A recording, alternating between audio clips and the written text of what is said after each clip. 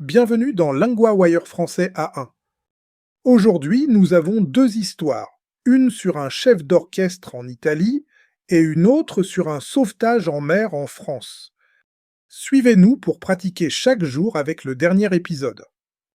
Pour les textes et les quiz, visitez linguawire.com.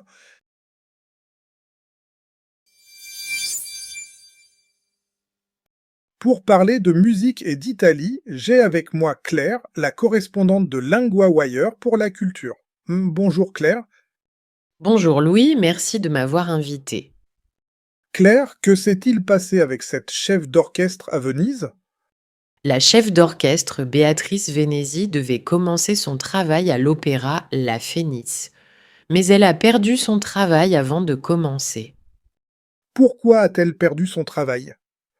Elle a donné une interview où elle a dit que les emplois dans l'orchestre passent souvent de père en fils. Cela a fâché beaucoup de musiciens. Ah, je comprends. Et qu'a-t-elle dit d'autre dans cette interview? Elle a dit qu'elle n'a pas de parrain, c'est-à-dire pas de personne importante pour l'aider. Elle a aussi dit que les musiciens avaient peur du changement. Donc, c'est cette interview qui a causé son renvoi? Oui, l'opéra a dit que ces paroles étaient graves et qu'elles ont blessé l'image du théâtre et des musiciens. C'est pour cela qu'ils l'ont renvoyée. C'est une décision forte. Pourquoi cette nomination était-elle déjà un problème? Béatrice Venezi est jeune et pas très connue. Beaucoup pensent qu'elle a eu le poste grâce à ses liens avec le gouvernement italien, pas pour son expérience. C'est intéressant. Et comment les musiciens ont-ils réagi? En octobre, ils ont fait une grève, ils ont écrit une lettre pour dire qu'elle n'a pas assez d'expérience pour ce poste important. Une grève, c'est sérieux. Qu'est-ce qui pourrait arriver maintenant? L'opéra doit chercher un nouveau chef d'orchestre, ce sera quelqu'un avec plus d'expérience en tête, selon les musiciens. Une dernière question. Y a-t-il un détail surprenant dans cette histoire? Oui, Béatrice Venezi a commencé à diriger un orchestre à 22 ans. C'est très jeune pour ce travail. Merci Claire, c'était très clair.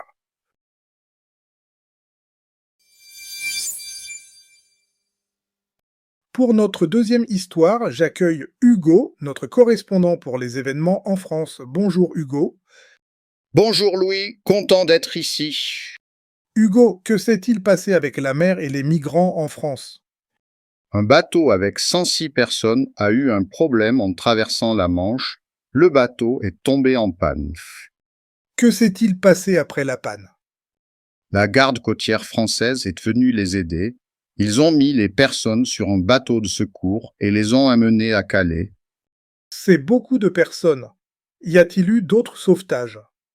Oui, avant cela, 7 personnes ont eu des problèmes en essayant de monter dans un autre bateau. Une femme a perdu connaissance et a dû être sauvée par un hélicoptère. C'est dangereux. Pourquoi la mer est-elle si difficile ici?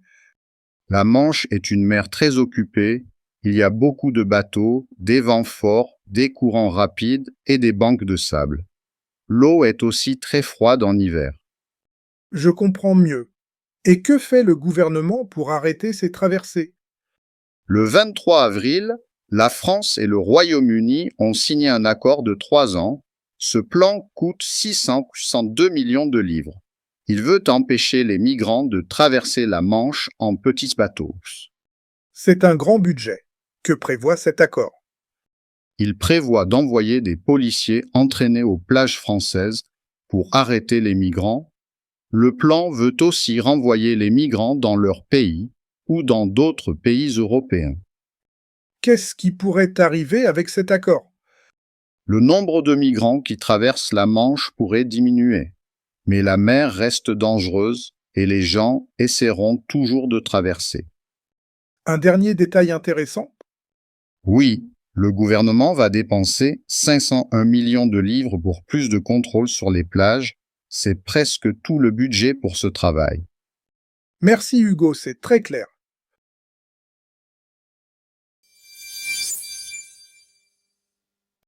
Commençons avec 3 mots du premier sujet, la musique et l'opéra.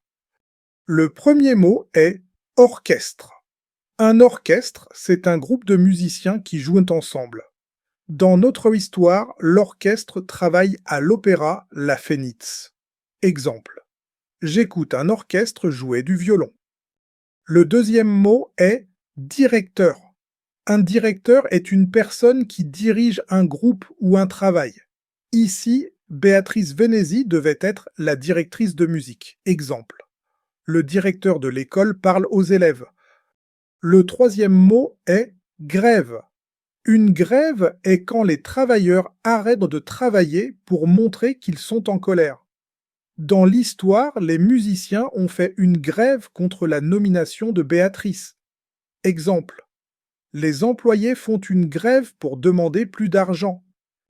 Passons maintenant à un verbe important du deuxième sujet, sauver. Sauver veut dire aider quelqu'un pour qu'il ne soit pas en danger. C'est un verbe très utile. Au présent, on dit « je sauve, tu sauves, il sauve, nous sauvons, vous sauvez, il sauve ». Exemple. Les pompiers sauvent les personnes en danger. La garde côtière sauve les migrants en mer. Voilà pour aujourd'hui.